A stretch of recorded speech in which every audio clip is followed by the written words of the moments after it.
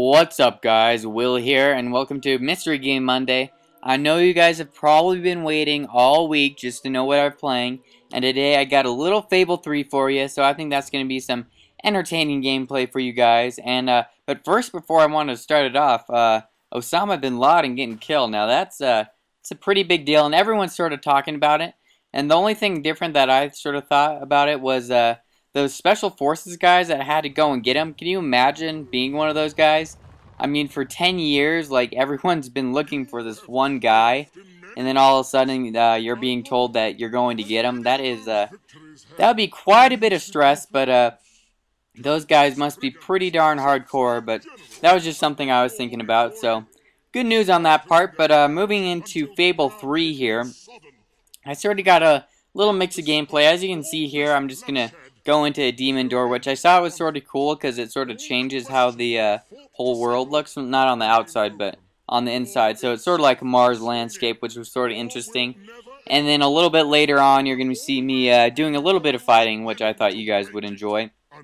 Now, with the whole Fable series, I've loved the Fable series since the first game.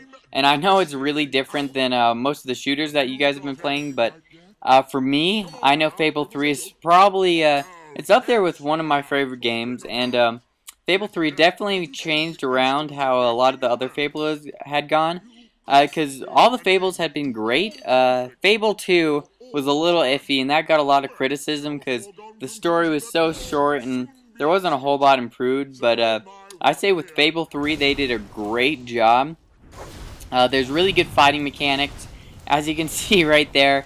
I'm just using my magic, and in the game you have, you can use magic, guns, and your sword, so you can really mix it up, and it's a really easy fighting mechanic, so it's not like a complicated game where you have to learn different buttons to push in the same order to get a specific attack. So it's pretty easy to use, and I think that's what makes it so enjoyable. And as you can see here, it sort of looks like we're on our moon. And I got my pooch there, and starting in Fable 2, I believe, you got a dog, so you still got a good dog in this game, which I think is pretty entertaining. They don't really do that much other than tell you that there's treasure there, but otherwise they're just there for looks, I would say.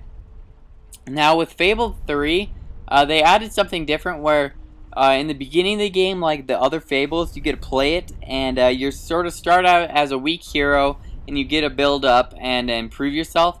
And that's pretty much how all the Fables have been. The only difference is in this game, near the end, you get to become the king.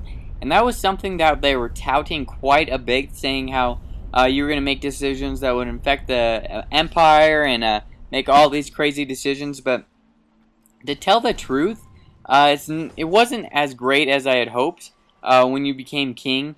Really, you only maybe get to make 4 or 5 decisions.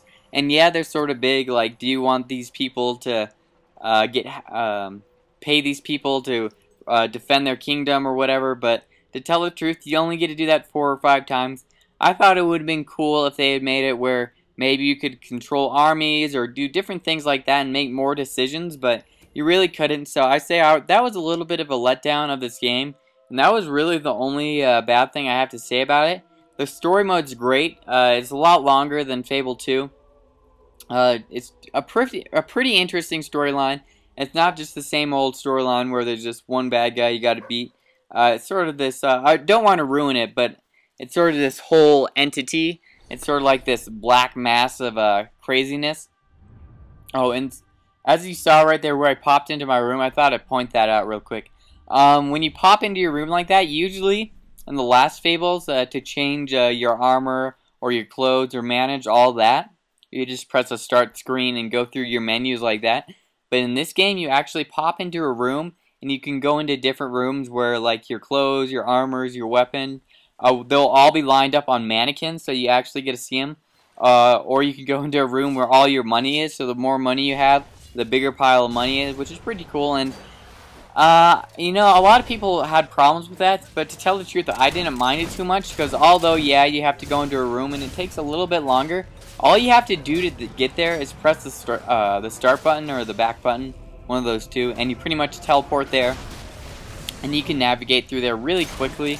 So really, it's not as bad as a lot of people were saying it was. So personally, I thought it was quite enjoyable.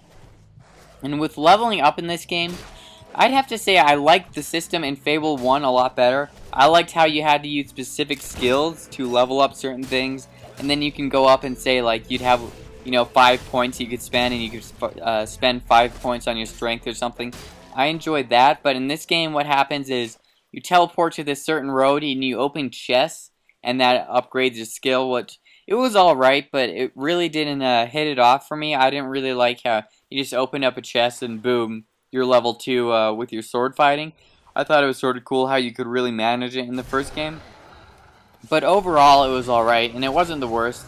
And as you can see, what I think I have my two spells mixed here. And as you can see, on one hand, I got the lightning, and on the other hand, I have fire, which is really cool because you can sort of mix up what two spells you want to mix together. So you could use lightning and wind, or you can use fire and wind, or there's a spell that sort of shoots these like swords start floating around, and you can shoot those at people. So you can really mix it around, which I thought was really cool, and it definitely makes the spells look really freaking cool because you got lightning coming down, fire coming up from the earth, so you look like a genuine badass. And also the sword in here, it's pretty cool. As you can see, it sort of develops, and my pistol does too. If you do different things with it, it either looks good or bad, and it looks pretty sweet. But overall, I definitely suggest that you guys give this game a go. I know I had a lot of fun playing it.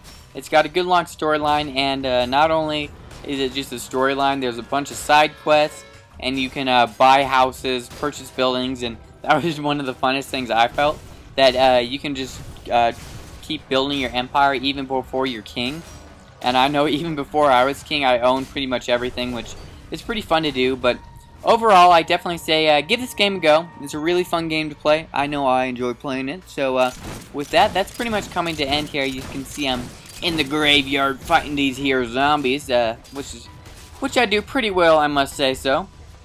And I don't know why I just glowed there. That was pretty odd. Oh, I guess I'm getting energy. But anyways, with that, hopefully you guys have enjoyed this episode. Enjoyed watching a little bit of Fable 3. And with that, I want to thank you guys for watching, and I'll talk to you guys later.